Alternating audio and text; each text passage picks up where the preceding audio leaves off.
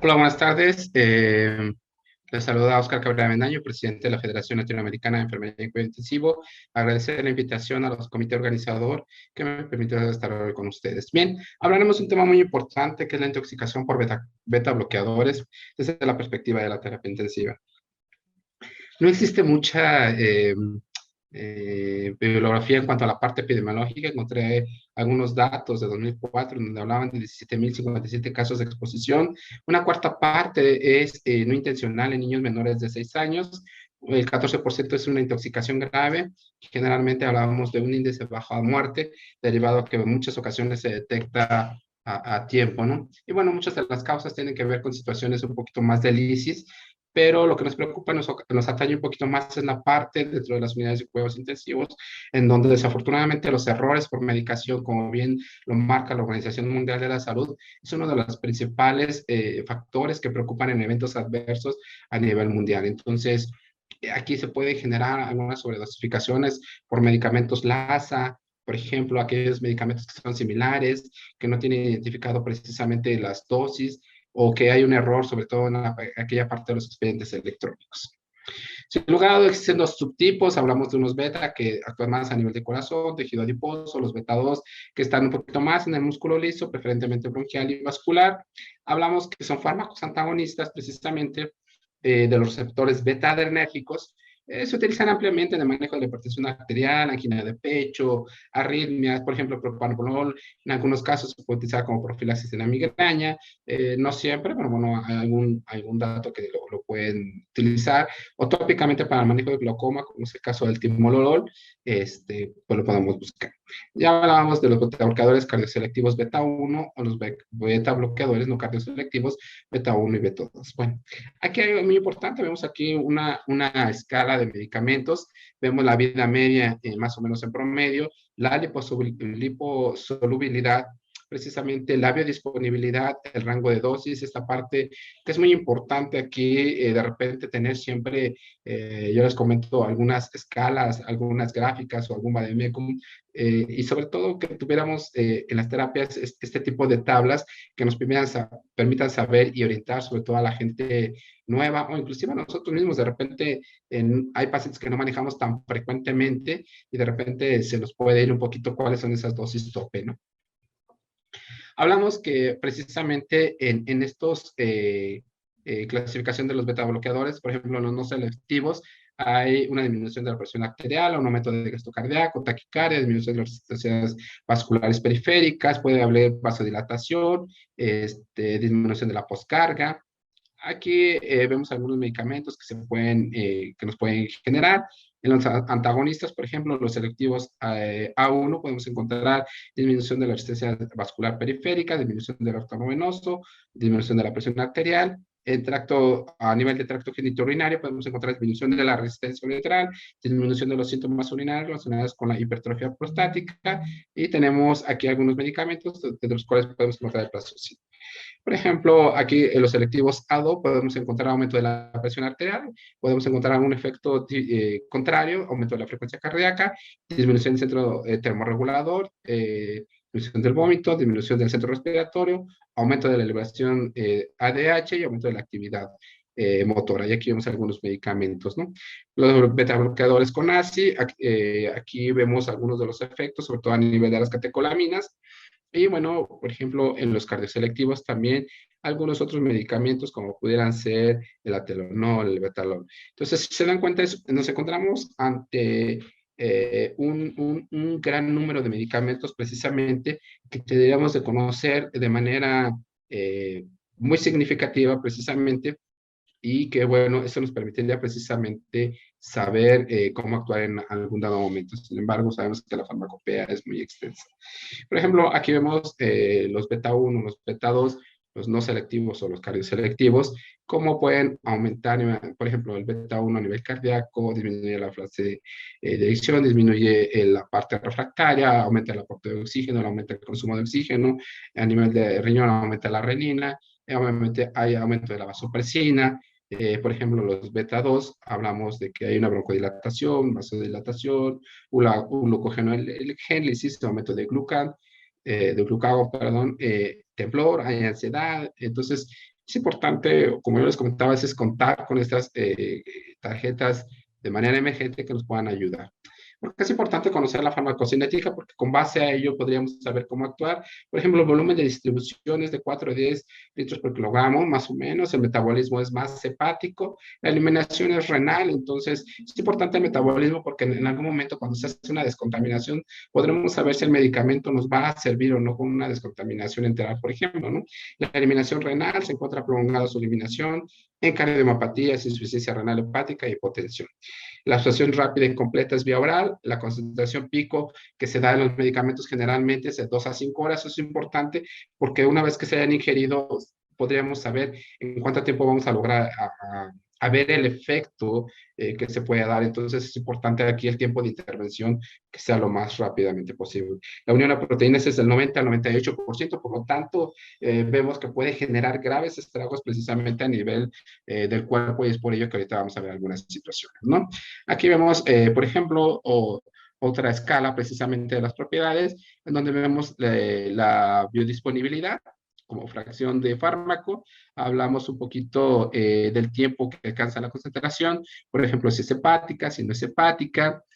Podremos ver la unión a proteínas plasmáticas. Si se dan cuenta, en la unión a las proteínas plasmáticas, la mayoría es muy alto. La vía de eliminación, si es hepática, si es renal, dependiendo cada uno de los medicamentos. Y lo que yo les comentaba, la parte de la fracción de fármaco que se elimina sin biotransformar. Entonces, es importante porque esto nos va a permitir saber qué tanto es el impacto precisamente de las complicaciones. Y hablando un poquito de las manifestaciones, precisamente aquí vamos a encontrar, por ejemplo, a nivel cardiovascular, prolongación del QT, prolongación del QRS, bradicardias, bloqueo SABE, vamos a encontrar hipotensión y shock cardiogénico, también prolonga el tiempo de acción de membrana, hay incremento en el intervalo del PR, ausencia del complejo QRS que ocurre con alta sobredosis sobre todo. También a nivel neurológico es importante que dentro de la valoración de enfermería veamos, por ejemplo, parte del deterioro neurológico, sobre todo en aquellos medicamentos que son muy lipofílicos, que era lo que comentábamos, puede haber presencia de coma, convulsiones, paro cardiorrespiratorio, obviamente a nivel respiratorio vamos a encontrar cianosis, depresión respiratoria, broncoespasmo que se puede dar en ese tipo de pacientes. A nivel gastrointestinal, bueno, vamos a encontrar, y metabólico, vamos a poder encontrar hipoglucemias, falla renal, espasmo esofágico, isquemia mesentérica. Entonces, se dan cuenta, una intoxicación por este tipo de medicamentos no es tan simple y tan sencilla como algunos toxíndromes que nos pueden generar, por ejemplo, los hipnóticos sedantes, ¿no? En donde, realmente, bueno, pues el paciente pierde un poquito el estado de conciencia y, bueno, relativamente no es tan complejo como estas alteraciones cardiovasculares que nos pueden dar o neurológicas. Entonces, es importante que en cuanto se detecte que existe una sobredosis o una intoxicación por beta bloqueadores, podamos intervenir de la manera más rápida posible, ¿no? Generalmente estos pacientes se manejan en una terapia intensiva.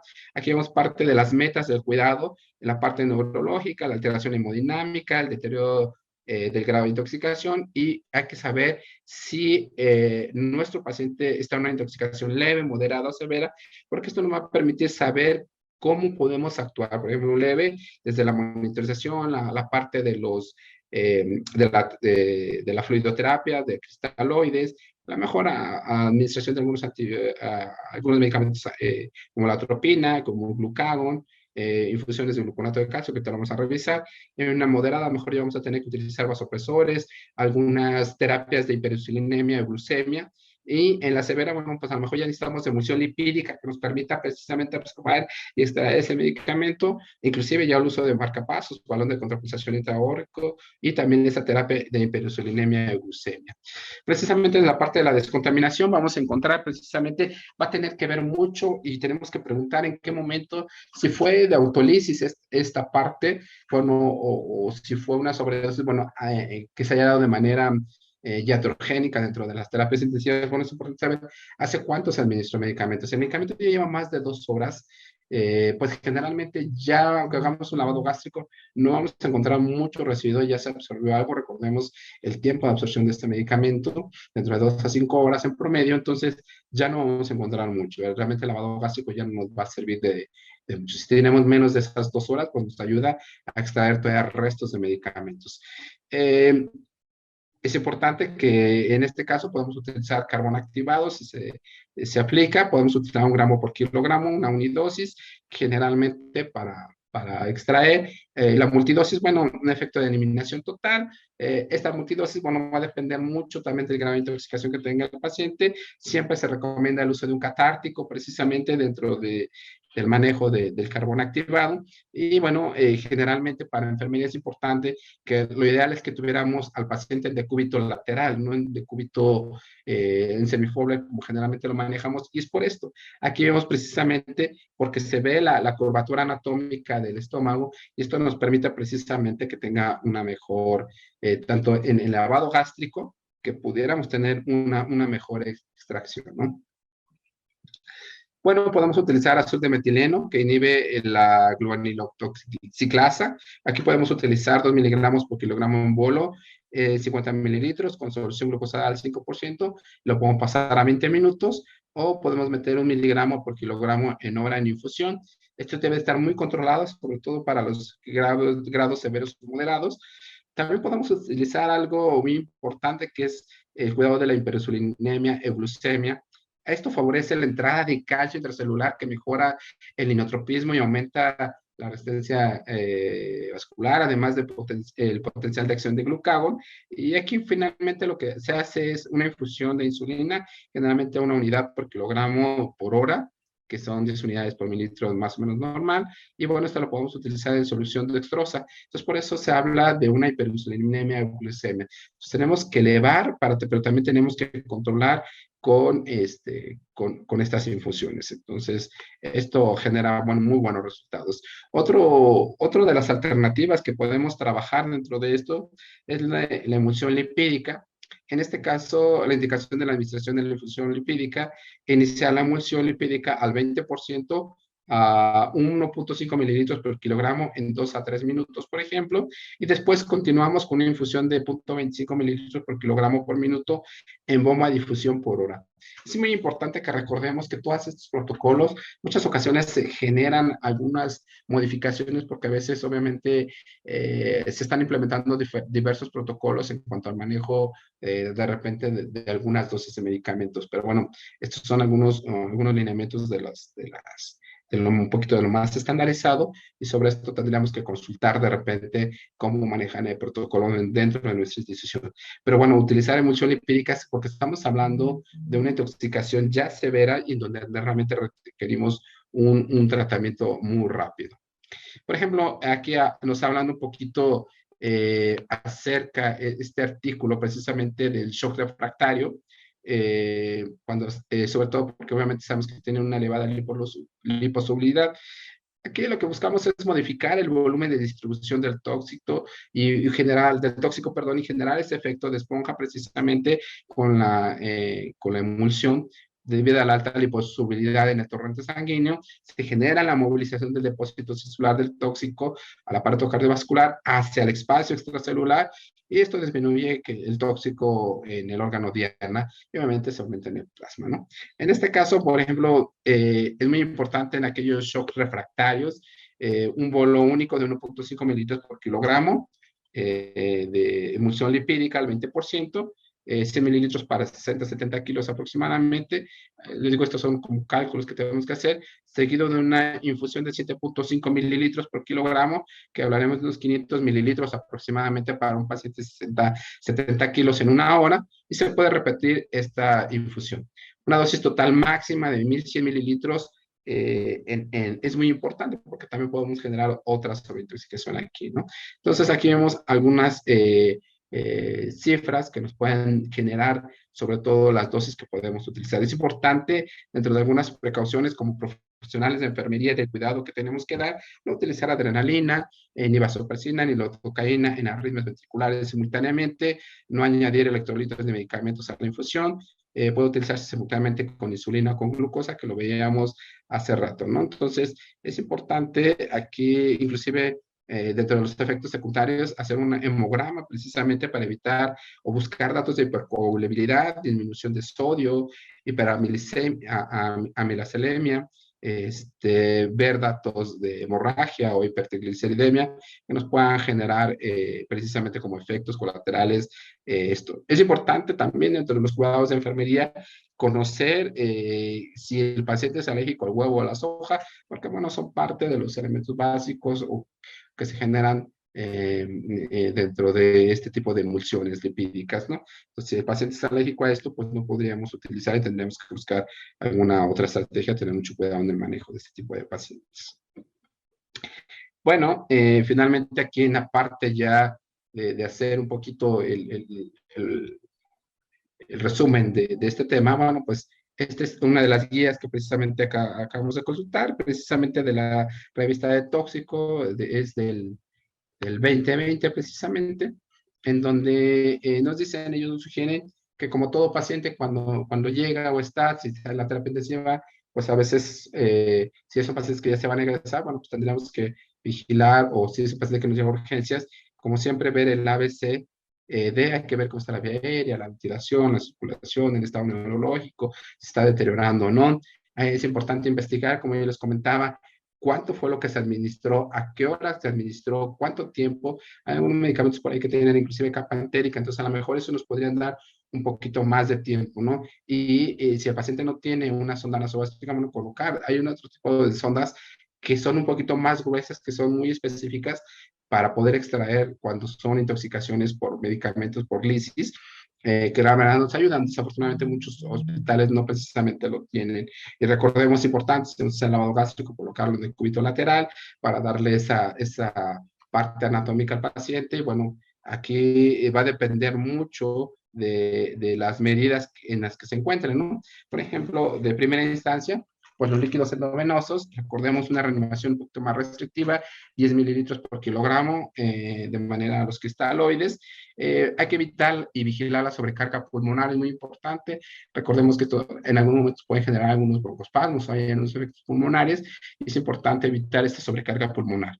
Obviamente, como meta del cuidado, tenemos que vigilar sí o sí la presión arterial media, a mantenerla por arriba de 65 milímetros de mercurio, y es importante estar vigilando datos de choque cardiogénico y no cardiogénico, finalmente porque este paciente tiene un gran riesgo precisamente conforme vaya evolucionando. Dentro de las medidas de descontaminación ya hablábamos que si está dentro de las primeras 2 horas posteriores a la ingesta, está más que indicado que podamos hacer una descontaminación a través de carbón activado, por ejemplo, ¿no? Que bueno, en muchos lugares, inclusive la parte toxicológica, sabemos que sigue generando controversias sobre el uso de carbón, pero bueno, generalmente es algo que nos seguimos utilizando en las unidades hospitalarias. Y tenemos que buscar una reanimación guiada de acuerdo a la estabilidad hemodinámica. Es importante tomar, aquí no esperar a que nos digan, hay que tomar gasometrías arteriales para ver la parte pulmonar. Es importante aquí que nosotros tengamos monitorizado al paciente, vigilar saturación de oxígeno y tomar un electrocardiograma de 12 derivaciones, precisamente para ver si es que hay alguna alteración, un alargamiento del segmento ST, si hay, se están alargando, por ejemplo, los complejos QR, el QRS. Entonces es importante estar valorando a este tipo de pacientes y no tenemos que esperar a que nos los digan, entonces tenemos que hacerlo, ¿no? Es importante también dentro de esta parte estar tomando la glicemia capilar para ver cómo están esta parte de la glucosa, aparte de tomar alguna glucosa centrada, que tengamos un poquito de como parámetro intermedio, ¿no? Pero sí es importante estar monitoreando al paciente en este sentido. Bueno, y hablábamos, por ejemplo, aquí vemos cómo esta guía precisamente nos habla de que podemos utilizar cloruro de calcio 10 mililitros IV, ómbulo de gluconato de calcio 30 mililitros IV, máximo 3 dosis. Recordemos que el gluconato de calcio hay que tener cuidado al infundirlo, podemos quemar finalmente la vía endovenosa, sobre todo cuando no tiene una vía central, a veces genera una sensación de calor, puede generar arritmias, entonces hay que tener mucho cuidado al administrarlo, que no se haga de manera precipitosa, porque bueno, podemos generar otro efecto, ¿no? Si se requiere en infusión, 0.6 a 1.6 mililitros por kilogramo de hora, y bueno, eso tiene que estar muy vigilado, muy monitorizado el paciente, no se utiliza tanto en infusión, pero sin embargo es importante que la guía lo marque. Si no hay mejoría, bueno, podemos utilizar glucagon, 3 a 5 miligramos, y B, si no hay mejoría hemodinámica, podemos repetir 4 a 10 miligramos IV en 10 minutos. si vemos que no hay mejoría, entonces empezamos y pasamos a la siguiente fase, que ya hablábamos de la hiperinsulinemia e glucemia, preparar un globo, una unidad internacional por kilogramo de insulina cristalina en 0.5 gramos por kilogramo de peso, perdón, y esto lo vamos a preparar en dextrosa al 5 o al 10%. Por eso hablamos de una hiperinsulinemia e glucemia, ¿no? Estas famosas soluciones hiperglucemias. Y luego la mitad de la dosis usada para cada hora hasta obtener una mejoría hemodinámica. Si no hay mejoría, una emulsión lipídica, 20%, bolo IV de 1.5 mililitros por kilogramo, luego una infusión de 0.25, perdón, de 0.25 mililitros por kilogramo minuto. Si no hay mejoría, vamos con azul de metileno, 1 a 2 mililitros por kilogramo IV en dosis única. Si aún no hay mejoría, pues tendremos que llegar a un marcapasos eléctrico y o farmacológico. Considere inotrópicos, como puede ser dobutamina, levosimendan, o dispositivos de asistencia extracorpórea, como puede ser un ECMO o un balón de contrapulsación intraaórtico. Entonces, todo va a depender de qué tan rápido se detecte y sobre todo que enfermería estemos muy rápidamente constante valorando y adelantándonos a los pasos. Bueno, aquí les dejo parte de las redes sociales, tanto de la federación como personales, para que nos sigan a través de nuestro correo electrónico, Facebook, Twitter e Instagram. Tenemos diferentes cursos, para nos sigan en nuestras sesiones académicas, que son por Facebook Live. Sesionamos generalmente el 20-23 de cada mes, lo pueden seguir a través de las redes. Y también aprovechar el espacio para invitarlos al Congreso de la Federación Latinoamericana de Enfermería en Cuidados Intensivos, que se llevará a cabo 22, 23 y 24 de noviembre de este año. Esperemos que las condiciones para noviembre nos permitan hacerlo. El objetivo es hacerlo de manera presencial y nos veremos todos en San José, Costa Rica. Muchísimas gracias por su atención.